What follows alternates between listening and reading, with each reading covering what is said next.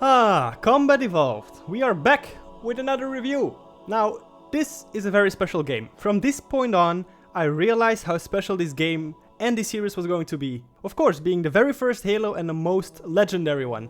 Oh boy, this is gonna be a fun review. That first scene is amazing already. Seeing this mysterious ring raises some questions already. You immediately get introduced to the main characters as well. Captain Keyes as the first one, of course. But there's no time to waste. We dropping on this ring, boys.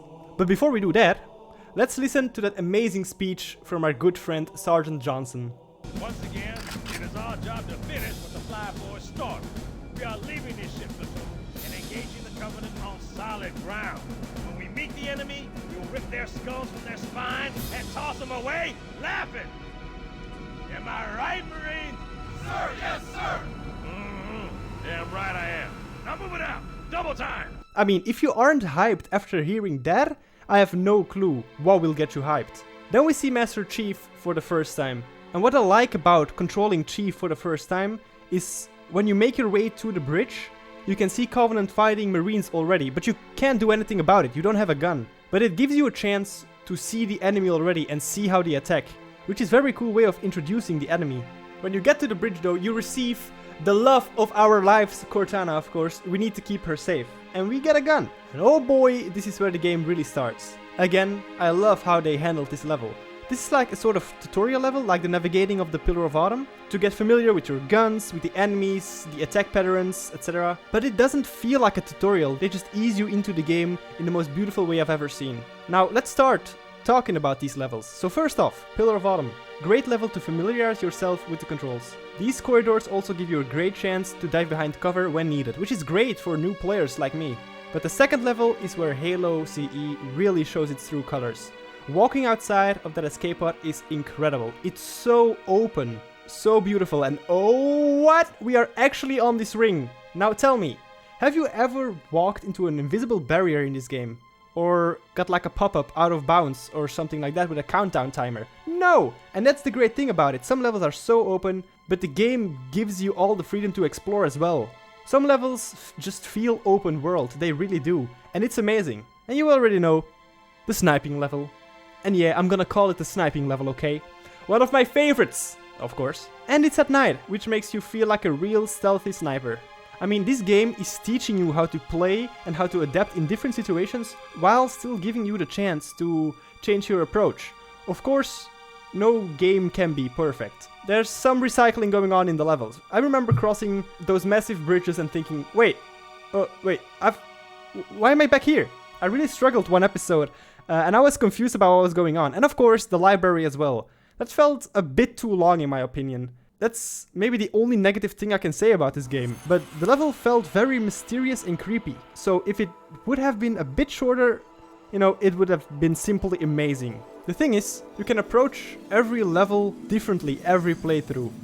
Not only in weapon choices or positioning, but also with vehicles. And the best part, you can, a lot of times you can let the enemies fight it out. And that brings us to the enemies. So when I got introduced to the Covenant, I was like, okay, this is going to be the enemy I'm gonna fight this game. But little did I know. The level 343 Guilty Spark came around and oh boy. Hey, I didn't kill them. What's going on here? A soldier went crazy? Oh my god, it's Jenkins! Oh boy! What is that? My first time seeing the flood, I was confused. Where did they come from? What is this? The questions kept stacking up. So that brings me back to letting the enemies fight it out themselves. Sometimes you can just sit back, relax, and see how the Covenant and Flood are fighting. And let's not forget the Sentinels in all of this as well. Or you can pick a side, destroy one enemy, and finish off the rest. So many options, I love it. I can't really go deeper in the difficulties, because I haven't really tried anything other than normal.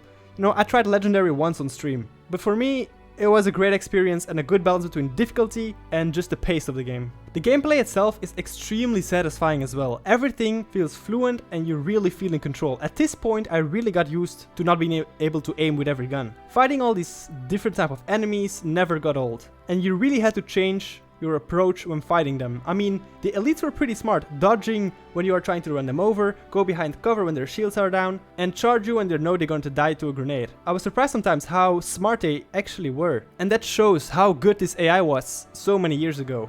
The Flood is the complete opposite.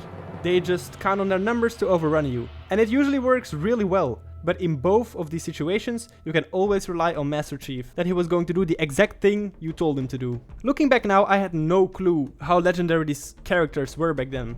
I mean, rest in peace, Captain Keyes. Not only because of the games, but mostly because of the books. Captain Keyes is legendary. C.E. Cortana, best Cortana of course, and Sergeant Johnson. Not only a great man for speeches, but also brings some humor to the table. And of course the Master Chief. I like how quiet he is. You know he's thinking a lot about the situation, but it leaves some space to the player to fill in all these blanks. Master Chief doesn't feel empty, which is a great thing later for the games and the books, you know, you can build on that. There's so much to build on. We have to remember this is the very first game in the series, of course. They didn't know back then that was gonna work or not. And last but definitely not least, the music. I mean, is there a Halo game with bad music? It is absolutely phenomenal. I haven't heard any music fit specific missions as in Halo CE. I mean, you can close your eyes, listen to a song from Halo CE, and know exactly what type of gameplay or event fits the music. It lets you immerse even more in the story and gameplay. At the end of the game, you destroy the ring, everybody is saved from the massive threat of this giant weapon. But you know, we are just getting started. From gameplay to story and music to characters, Halo CE is simply legendary. Even all these years later, it overclasses every single AAA game being released today. It is one of the best games ever made, but we still have a lot of Halo games to go, so maybe it will be beaten by one of its own. Halo 2, here we come.